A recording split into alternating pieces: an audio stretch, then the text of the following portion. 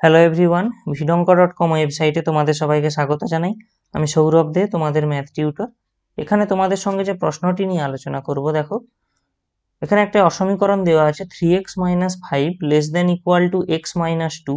এখান থেকে আমাদেরকে 10x এর সর্বোচ্চ মান নির্ণয় করতে হবে। তো অসমীকরণটা দেখো 3x - 5 less than equal to x - 2। তো আমরা কি করব না, উভয় পক্ষ থেকে x বিয়োগ করে দিচ্ছি। তাহলে আমরা কি পেয়ে যাচ্ছি, দেখো এখানে আমরা এখান থেকে পেয়ে যাব 2x - 5 less than equal to -2।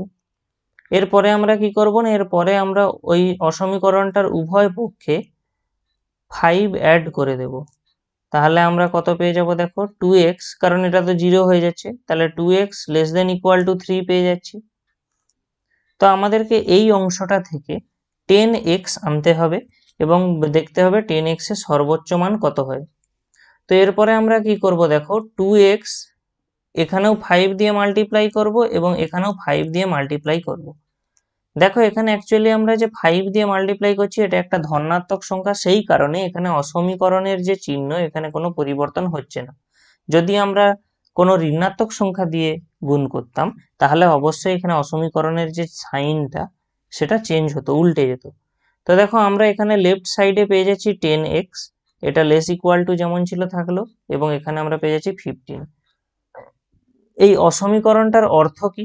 এই অসমীকরণটার অর্থ হলো 10x এর ভ্যালু ম্যাক্সিমাম 15 হতে পারে, অথবা 15 এর থেকে ছোট কোনো ভ্যালু হতে পারে।